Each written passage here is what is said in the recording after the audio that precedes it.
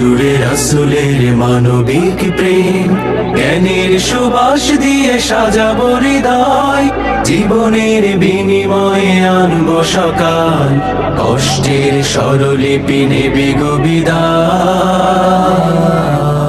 বাংলাদেশ প্রিয় বাংলাদেশ, গর্বই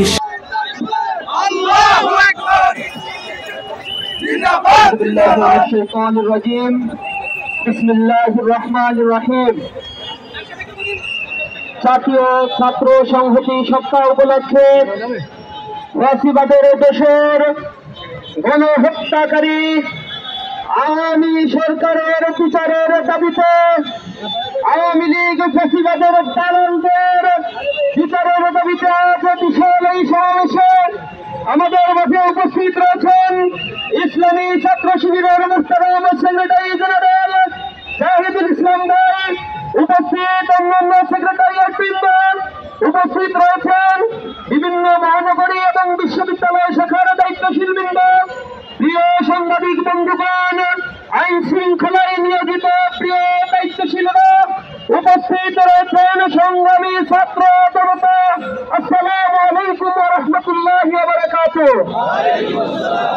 প্রিয় বন্ধুগণ, আমরা লক্ষ্য করেছি 5 জুলাই যে কঠিন অবস্থায় বাংলাদেশে সংগঠিত হয়েছিল, যার পরিসমাপ্তি 1 মাসের দীর্ঘ গণহত্যার মধ্য দিয়ে ছাত্র জনতা 36 জুলাই তার ছাড়া দিয়ে বাংলাদেশকে ফ্যাসিবাদ মুক্ত করেছে। কিন্তু আমরা গভীর উদ্বেগের সাথে লক্ষ্য করছি এই ফ্যাসিবাদের দোষরেরা বাংলাদেশের জুডিশিয়ারি, অ্যাডমিনিস্ট্রেশন, বিচার ব্যবস্থা থেকে শুরু করে সকল স্তরে তারা এক পেতে বসে আছে। দীর্ঘ 3 থেকে 4 মাস পার হয়েছে, এর মধ্যে এই রাজধানী সহ সারা দেশে বিভিন্ন উসিলায় বিভিন্ন ছদ্মবেশে তারা দেশকে কার্যকর করার জন্য নানামুখী অযৌক্তিক দাবি দাবা এবং বিশৃঙ্খলা সৃষ্টির জন্য রাজপথ দখল করার চেষ্টা করছে। আমরা হুঁশিয়ার দিয়ে বলতে চাই, তৃতীয় কোন পক্ষ এসে আবার যদি ফ্যাসিবাদকে পুনরুদ্ধারের চেষ্টা করে, ছাত্র জনতা রাজপথে দাঁড়িয়ে তাদের যথাযথ জবাব দিবে। ইসলামী ছাত্র শিবির এদেশের স্বাধীনতার তন্দ্রপ্রাণী হিসেবে বাংলাদেশের টেকনাফ থেকে তেঁতুলিয়া, রূপসা থেকে পাথুরিয়া, তেমারিল থেকে বাংলাদেশ পর্যন্ত প্রতি ইউটিউব মাসিকে বাংলাদেশ ইসলামী ছাত্র শিবির রক্ষা করবে ইনশাআল্লাহ। দেশকে ভালোবাসি, আমাদের দেশের স্বাধীনতার সার্বভৌমত্বকে আমরা ভালোবাসি। এই দেশে দুর্নীতির বিরুদ্ধে সৎ চরিত্রবান মানুষ তৈরির একটা কারখানা হিসেবে ইসলামী ছাত্র শিবির কাজ করে যাচ্ছে।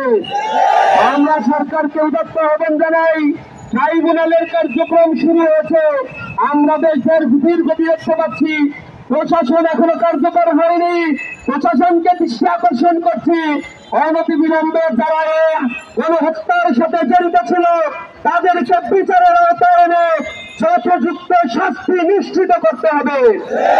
ছাত্রদের প্রতি আহ্বান জানাই, বিভিন্ন ক্যাম্পাস গুলোতে আমরা দেখছি তৃতীয় কোন পক্ষ ইনভিজিবল হ্যান্ড, অদৃশ্য হস্তশক্তির কারণে আজ এক বিশৃঙ্খল পরিবেশ সৃষ্টি করে বাংলাদেশকে অকার্যকর করার জন্য দিল্লির গণমাধ্যমগুলো আজ সারা পৃথিবীব্যাপী এক প্রোপাগান্ডা চালাচ্ছে। ছাত্রদেরকে বিষয়ে সজাগ দৃষ্টি রাখতে হবে, আমাদের কষ্টার্জিত এ স্বাধীনতা যেন আর চুরি না হয়ে যায়। আবু সাইদ মুগ্ধের রক্ত এখনো শুকায়নি, মায়েদের কান্না এখন আমাদের চোখের সামনে বসছে, কোন প্রতিদান দিতে পারি নাই। আমরা বিচার চাই। প্রিয় বন্ধুগণ, গতকাল আমরা দেখেছি চট্টগ্রামে আইন লঙ্ঘনকে আবারও পুরস্কৃত করে ইসকনের নামে উগ্রবাদী সন্ত্রাসী গোষ্ঠীরা জবাই করে আমার প্রিয় ভাইকে শহীদ করেছে।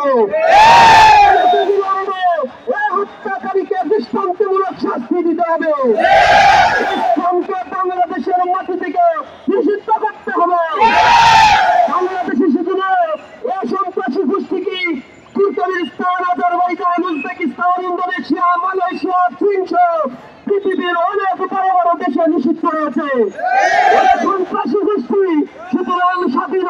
বাংলাদেশে মুসলিম উম্মাহর এই সম্প্রীতির এই বাংলাদেশে তাদের সুলতানি আমল থেকে যে সম্প্রীতি আমরা রক্ষা করে চলেছি, এই সম্প্রীতি যারা ধ্বংস করে দিতে চায় তাদের বিরুদ্ধে প্রশাসনকে আরো ব্যবস্থা গ্রহণ করতে হবে। জনতা তাদেরকে সর্বোচ্চভাবে প্রতিহত করবে। প্রশাসনকে আমরা সহযোগিতা করার আশ্বাস দিয়ে আমার কথা এখানেই শেষ করছি। আসসালামু আলাইকুম ওয়া রাহমাতুল্লাহি ওয়া বারাকাতুহু।